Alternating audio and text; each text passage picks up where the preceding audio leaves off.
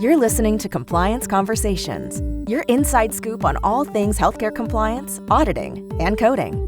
Now, let's get on with the show. Welcome, everybody, to another episode of Compliance Conversations. I'm CJ Wolf with Healthicity, and today we've got Brian Burton from Healthicity as well. Welcome, Brian. Hello, CJ. It's so good to see you again. Yeah, good to see you. And we've both survived a couple weeks of heavy conferencing in both coding and auditing and compliance. And so that's what we're going to talk about today. Yeah, it's been a wild and crazy week, keeping up with our regular work and then traveling and visiting the conferences and catching up with everyone. It's been fantastic. Yeah, it has been. I kind of personally wish they were in different months, some of these big conferences, but it is what it is. And it just makes for busy travel. And Sarah's going to join us a little bit because she's going to help us talk about one of the conferences as well. But so we thought we would talk today a little bit about HealthCon, which is AAPC's kind of large national conference. They have many conferences, of course, but HealthCon is the big one. That was in Orlando earlier in April. And then we're going to talk about HCCA in their Compliance Institute in Las Vegas, which was also a real success and a lot of fun. So I thought I would just kind of share a little bit about HealthCon. Brian, I don't think you were at HealthCon, so we'll kind of spare you from some of those kinds of questions unless you've got any comments on some of these topics. But HealthCon was great. It was good to see so many people. Those of you who aren't as familiar, some of you who are maybe more from just like a strictly compliance background and you're not as much into coding and auditing. HealthCon has all sorts of sessions focusing predominantly on medical coding, but also medical billing. There's also compliance, those sorts of things. One of the things that I always love about HealthCon is they usually can get some medical specialty coding in. So there was a deep dive into anesthesia that was a great session. Embolization. So those of you who may not be familiar, embolization is when we have a cardiovascular system, we have blood vessels, and sometimes you want to embolize or block off those blood vessels for certain reasons. You might be treating cancer, you might be treating a stroke, you might be doing different things, and embolization is when they wiggle catheters and wires up into these vessels and they stop the flow of blood in those blood vessels. So those are just a couple quick examples of some very specific medical specialties that we get into. I spoke about critical care in an advanced coding session where we talked about critical care coding. So critical care is an E&M code set where it's a little different than the normal E&M coding that you think about, where you have all these different levels, right? You're picking from 3 or 5 levels and you use the medical decision-making chart and those sorts of things. Critical care, you have to meet certain levels of illness or injury in the patient, as well as delivery of a certain kind of service that prevents further life-threatening deterioration.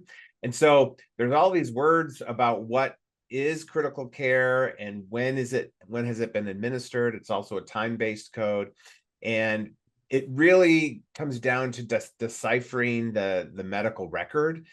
So critical care coding is one of those where I think the more a coder learns about clinical information and understands clinical diseases and the treatments, the better they are at being able to decipher, was an intervention given that was, trying to prevent further life-threatening deterioration, those sorts of things. So many great sessions. Saw a lot of good colleagues and friends.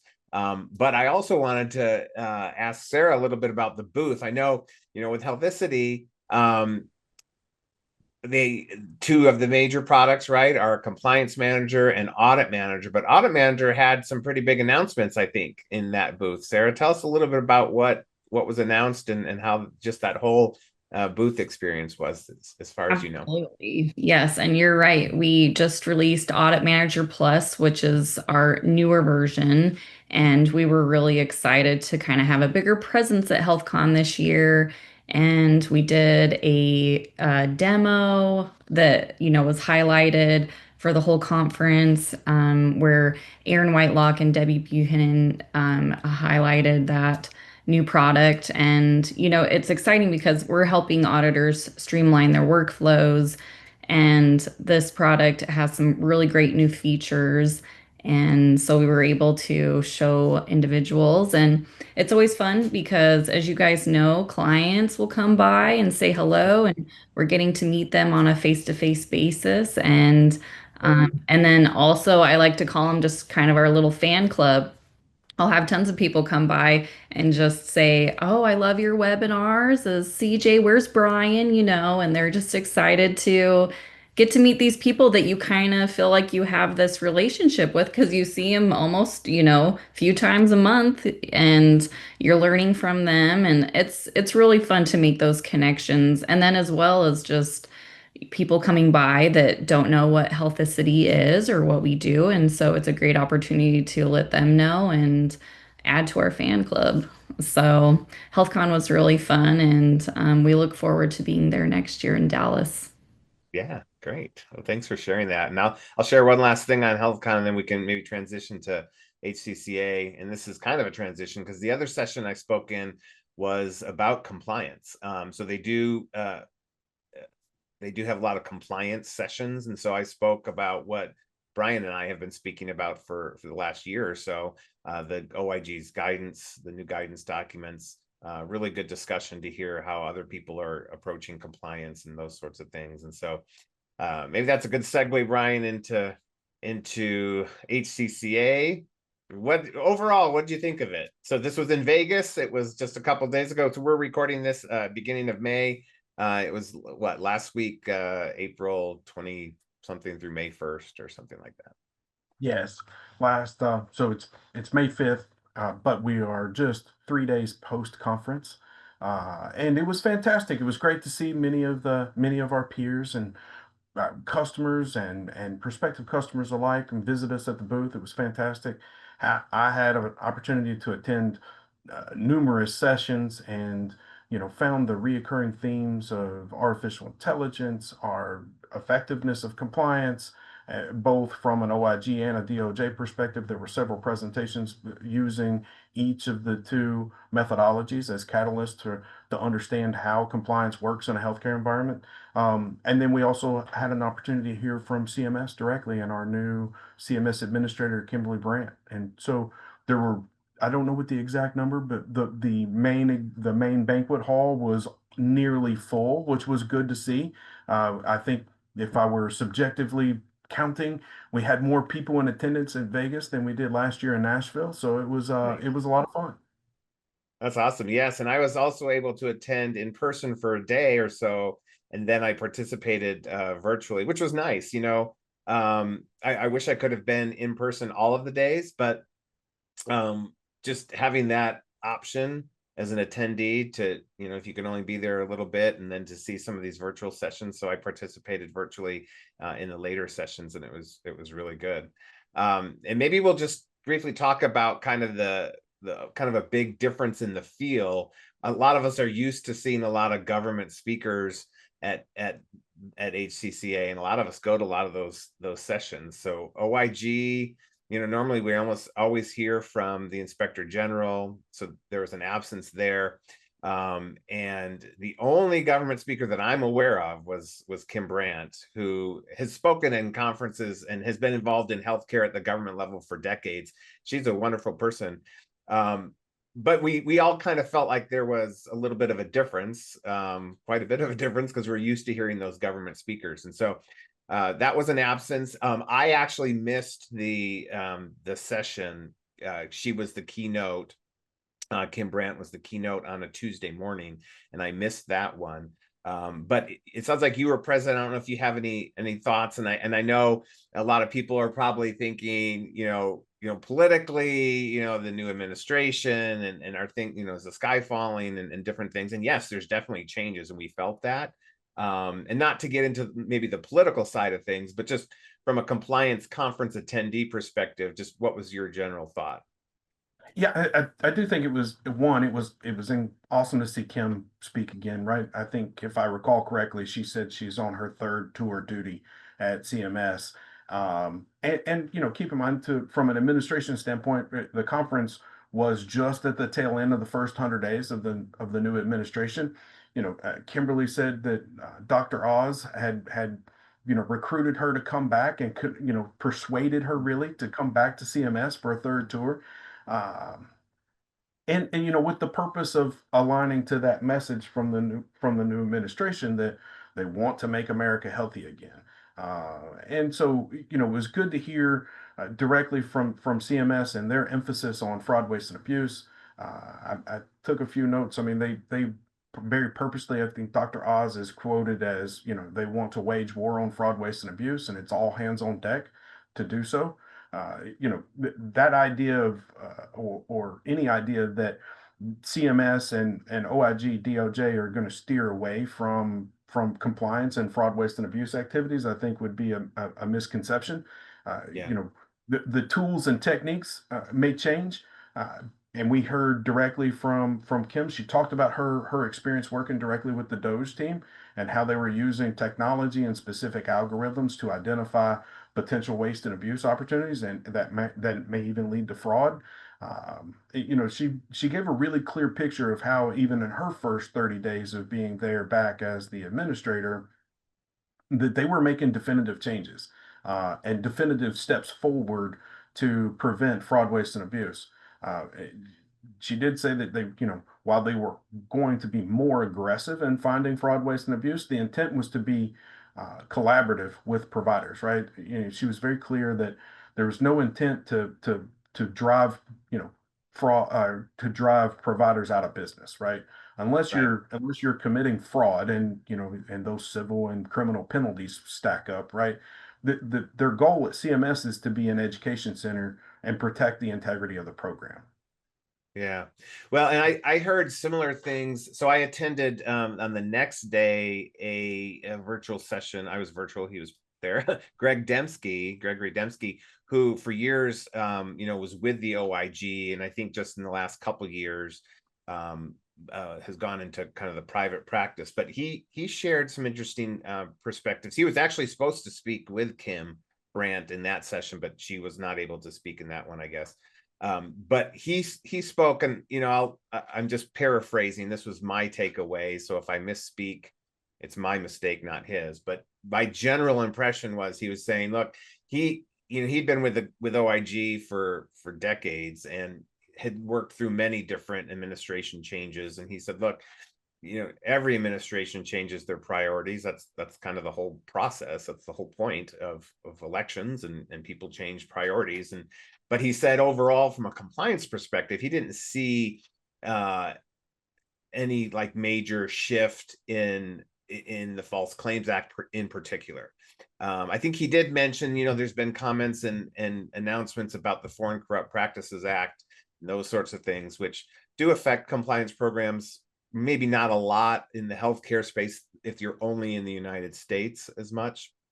But he said, look, I think he said full engines, full steam ahead on False Claims Act cases. And so I think from a compliance perspective, it doesn't really mean that we change anything. And he said, yeah, there's probably some you're not going to be able to predict as well. And he said, so that might even be, that was one point that I thought he made that was really interesting, was he said, look, we might need to be more astute than we have in the past because of the unpredictability of what priorities might be. They might change on a dime, and they might shift, and this and that.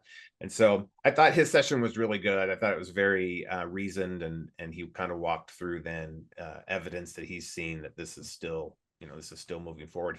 He spoke about one of the DOJ attorneys giving a speech recently, and that the tone and the tenor is still there, that it's kind of always been that, to your point, right? Fraud, people who are cheating us, that doesn't really, it's not a one party or another party. It's Yeah.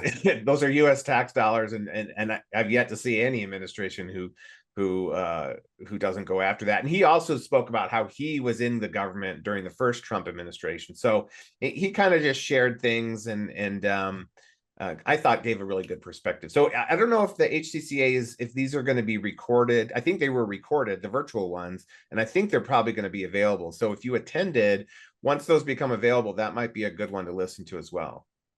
Yeah, I agree. And I know they were recorded, and there was an announcement that they would be available. I don't think they're quite available today as we have this podcast, but transitioning to that, speaking of recording, one of the major themes is artificial intelligence, right? We saw a little bit of that last year's conference, maybe even in 2023. The advent of what that means. There was a number of really good sessions on artificial intelligence and how that impacts compliance and our job in healthcare in general. One of my favorite sessions was P26. It was titled Third Party AI Solutions Managing Compliance Risk, through the vendor lifecycle. So this was an approach on what is the evolution of compliance, what is the evolution of artificial intelligence and how it relates to compliance. And I really thought the presenters, Robert, and I'm going to mispronounce his name, I apologize, but Kantrotz, he's a partner at Kirkland Ellis, and then Sean Sullivan, who was a partner at Alston Bird. They did a really good job of describing the evolution of the legal and how certain state laws are evolving to address artificial intelligence and what defines a developer and what defines development, and then the use of those tools and how it relates. So if your organization is considering artificial intelligence, I highly recommend going back to that presentation. They talked about several state laws that are emerging that really do define some governance requirements. And then the overarching theme of what they described, and again, this was a great presentation, establishing a governance for AI within your organization. And their thoughts and insights there were really good, right? So, as compliance professionals, I think we're all really good at establishing frameworks and methodologies to manage compliance. Now we have this new emerging technology that will require us to apply those same principles to a new technology. Yeah, and I also attended a session. Kelly Willenberg and Elizabeth Wade. I think this was on. Let me look at my notes. Tuesday. Late. It was one of the last sessions on Tuesday. It's session 404. So that one will probably become available too. Same thing. Artificial intelligence in action, leveraging AI for enhanced compliance. And I'll just say, kind of too, outside of the conference, just my interaction with clients are starting to use tools out there. And I know the government and enforcement agencies are using AI as well. One of the tools that I became aware of was a tool where the AI is reviewing the medical record, and you can put in different criteria. I don't know how, I can't speak to how good it is yet, but I'm aware it's out there, like coding, right? So like if you want AI to review every single E&M code, and say, look, this is a level 5 or a level 4 based off of this or this. You could even put in specific criteria if you were looking maybe for non-coding things like quality or, those sorts of things. So I think, it's here, it's happening. Vendors are out there. So we're going to be asked questions about it. So we have to figure out, how are we going to use it in our programs? I couldn't agree more, and I'm going back to, and I'm recalling, I may paraphrase here, I don't want to steal anyone's credit, but from that presentation, third-party AI solutions, that was one of the emphasis from their presentation is artificial intelligence and its use in healthcare will evolve, right? It's not like we're going to find a significant enough risk to take us away from using it as a tool. And 2, 3, and 5 years from now, it is likely to change the way we evolve. And at least from my perspective, compliance and privacy professionals are going to be an integral component to helping the AI tools develop and mature so that we can trust them, right? So that we can evolve. Yep. One of the great things that, again, came out of that P26 event, and when the webinar is available, I highly recommend going back to it, right? We talk about fraud, waste, and abuse and the claims accuracy, but on the forefront of that is the delivery of care and making sure that while these tools continue to evolve and we can implement them in a care setting, we're not creating patient harm or we're not creating bad outcomes, and that it is truly improving healthcare, not creating more risk or harm. Yeah, yeah, absolutely. That might be a good place just to take a quick break. We'll be back in a few seconds, everybody, and we'll continue on with our conversation. Compliance is complex, which is why you should visit Healthicity's Resource Center. It features updates on the OIG's new General Compliance Program guidance, CEU webinars, and more. Visit healthicity.com/resources today. Welcome back from the break, everyone. We're talking about some of these interesting and fun conferences in the month of April and part of May that we've been attending. And Brian, we were talking about AI. I don't know if it's okay to shift gears a little bit. You and I did a webinar. I don't know if it's probably within the last 10 months, where we talked about quality and compliance programs, and we were specifically talking about the OIG's guidance documents. I attended a session that was really good. It was on May 1st. So I guess this is technically post-conference, but the session is W1. So W1. It was implementing the OIG GCPG practical strategies for incorporating quality and patient safety oversight into a compliance program. And the two speakers were both, it's Tamara Smith and Stephanie Tasker. If I remember right, they're both from Providence. So Providence is a huge health system in the Northwest of the United States, and in the Western United States. And if you recall, a few years back, they had a settlement that had to do with allegations of medically unnecessary neurosurgeries. And in addition to the settlement, there was a CIA, and part of the CIA was a requirement to have what's called a quality CIA, or quality of care. And so they shared a lot of information that I thought was really, really helpful. They're very transparent in what they're trying to accomplish. But that's something that, we've talked about, and we've seen a little bit more of an emphasis from OIG in guidance documents about kind of collaboration between quality of care and compliance, making sure that there's some sort of oversight to some degree of the quality and patient safety and those sorts of things. I thought that was a really great session. I'll have to go back and watch that recording. And to your point, we've emphasized this for a little over a year now. I think the webinar you talked about, I think we did that just before the GCPG came out, where we were talking about compliance and the correlation to patient care.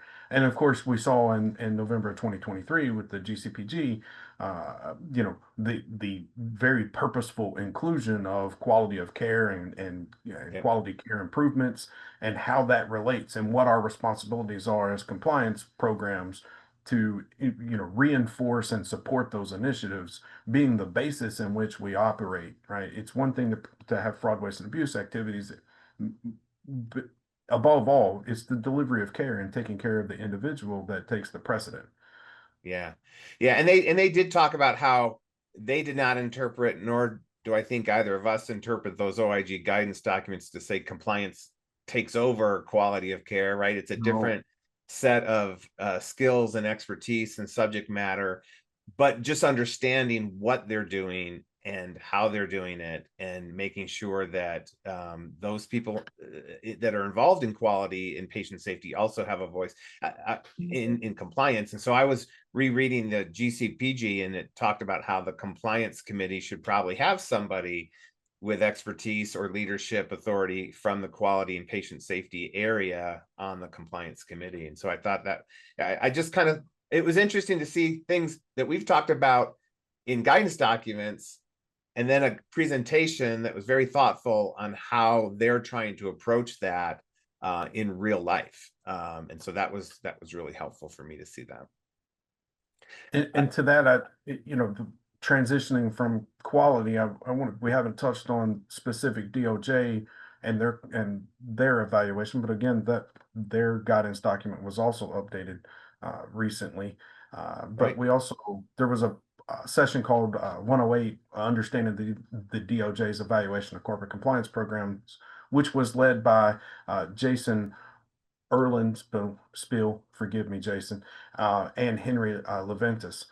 both attorneys, and Jason's currently the Chief Compliance Officer at Ardent, but also a former AUSA out of the Middle District of Tennessee, was really speaking towards, the regulatory landscape and the DOJ's evaluation of corporate compliance programs, and the theme of, while we have new evaluation criteria, the theme of what it is, why it matters, how it works, and though those three core questions are still evident in the revised version, right? And I think one of the things we do here at Healthicity is offer that solution or evaluation of compliance programs using, the GCPG and the DOJ's criteria, because I think if we use those, you can't implement all of it at once, right? But Right. using that criteria to help mold your compliance program will be a great tool. Yeah, and The principles in which to use to implement your compliance activities. Yeah, and you mentioned that the DOJ, that document was recently updated. I want to say September of 24, Yes. maybe the last one that I'm aware of. And in that last update, guess what they put in there? Comments about AI. So to kind of bring this full circle to what we were talking about before, such a good and important document to also read. So interesting. Kind of talking about enforcement a little bit. So another session that I attended was also on May 1st, that last day, kind of post-conference. And it was a group from Tennessee, University of Tennessee Medical Center in Knoxville. The title of it, so this is session W17, Sending Millions to a MAC, Repayment Lessons Learned. And what I thought was interesting is, again, comparing, similar to the quality and safety session, this was from a system or a medical center that was pretty transparent and was able to share kind of the whole experience from start to finish. Their issue had to do with a 340B drug payment and use of a certain modifier, and I won't get into the details, but I really just appreciated their ability to kind of explain how they worked with the MAC, how they sent millions of dollars back. It was interesting because there were some regulatory and programmatic changes, along with a separate lawsuit that was going on unrelated to them, but it affected the 340B program. It ended up that the MAC had to give a bunch of that money back to the medical center anyway because of certain things. Anyways, it was a very interesting story, but I just appreciate groups and individuals and organizations that are able and willing to share some of those experiences. It gives you real insight, because we all work with, we identify maybe an overpayment of some sort, and what's the process in giving it back. And you and I have done sessions on that, right, with the 60-day rule and all those sorts of things. We've done webinars, and so I really appreciated that one as well. Yeah, your comment on that one, and I haven't seen that one, but I want to go back and watch the webinar too. That you reminded me of our most recent 60-day rule presentation, where we had that direct question from the audience of what happens when the MAC doesn't take our refund, right? And so what does that process look like? I know you and I both have had that experience before. It can be a little difficult. You got to navigate, and again, communication is key. You got to find, we send the letter and the refund check, right? But it's finding that direct interaction with the MAC and making sure they understand why, and what are the basis behind the refund and how you calculated it. And so can't wait to watch that one. Yeah, so let me ask you, Brian, did you attend? So I think I may have attended one that had to do with kind of data security, privacy, HIPAA. So we haven't really talked about that space of compliance yet. Did anything pop out at you in those topics?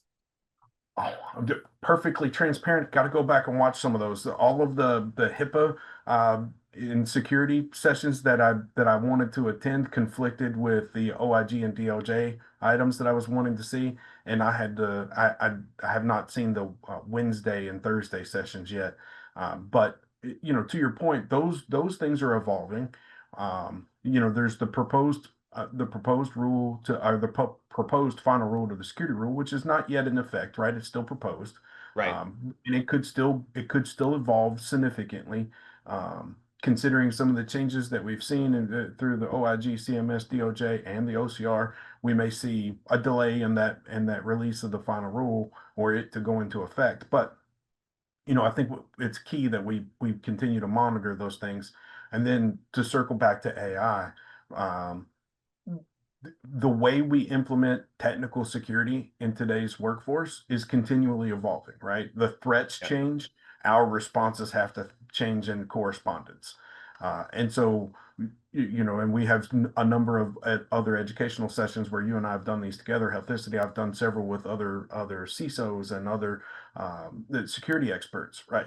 Maintaining our relationship as compliance professionals with the IT security community, making sure that, while we may not configure a router or a firewall, understanding what our CISO's roles are and staying in direct communication with them is paramount to protecting the organization and maintaining our HIPAA compliance.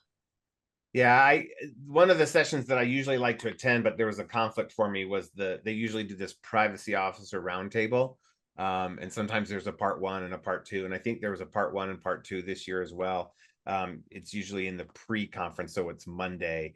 And I was speaking at the same time as one of those sessions, but that's usually good sessions. I don't think they record those because I think they get into some pretty juicy stuff. And I think on purpose, they don't record them. So those are always good ones to attend in person. But there was the one on, I think it was a general session. Let me find it in my notes here. Yeah, on Wednesday about what you should change following the Change Healthcare incident. Lessons learned and strategies to consider. So that was a really interesting one. And that was a general session. And so Lynn Sessions did that. That one I'm sure was recorded, and people might find that one interesting. I thought it was pretty interesting.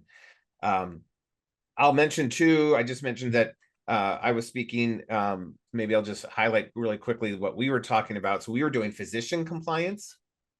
I was on a panel with Sean McKenna, who's a former U.S. attorney. He's in the Dallas area now in private practice, and then Melissa Scott. We basically talked a lot about some of the recent trends in physician compliance and enforcement, a lot of coding and billing, incident 2. Of course, there's always anti-kickback and those sorts of things. So those of you who are a little bit more in the physician kind of realm, that was a session that you might want to look at. I don't know if they recorded that one or not. I should probably know these things. I was speaking. Of all of the sessions that you attended, CJ, what was your favorite? I have to probably say that patient quality one, and safety and collaborating between compliance, mainly because it's a little bit newer of a topic for me. And so I learned a great deal. Some of you may know that I also teach at a university where it's a master's degree program in patient safety leadership. I teach kind of a course that deals with the regulatory environment. And so it's kind of, my course is compliance based, but the whole program is all about patient safety leaders trying to develop leaders in patient safety. So I thought that was a really interesting session because they shared, number one, kind of a little bit of the backstory of their corporate integrity agreement. And then they shared how they were actually interacting with patient safety and patient quality of care professionals. And so one of the hats I wear in my life is in that realm. And so I just thought it was really interesting because I also come from a compliance background. So to kind of see how those two were working at that system, I thought was really interesting. One other that I also didn't mention was third party, let me find it, managing third parties. All right, here. It was session 104, mastering the third-party risk puzzle, strategies for healthcare compliance professionals. That was Karen Coleman and David Lane, also probably coincidentally of Providence Health. And so they're a huge organization, and they're talking about the thousands of third parties that they have, right? And so that just kind of makes my head spin when there's that many people to deal with, that many parties to deal with. So those were probably two of my favorite. Did you have a favorite?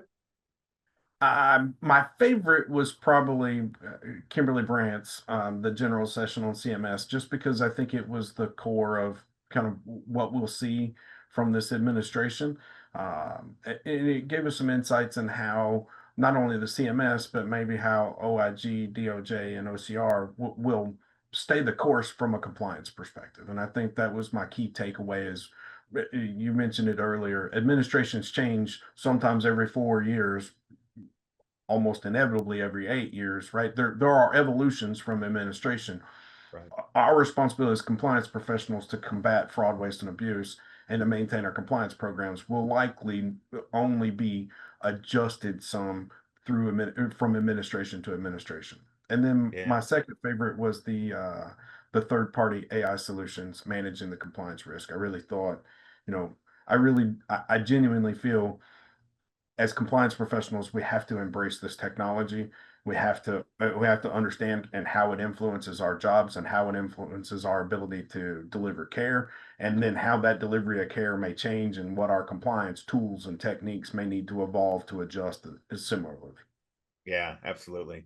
Well, we're getting towards the end here, but let me, maybe if you have 30 seconds, anything from the exhibit hall, from the booth, stuff that you thought was great. I know you probably spent a lot of time at the Healthicity booth. What did you guys I do? did. Were any Yeah, it was favorite great. giveaways? What was going on?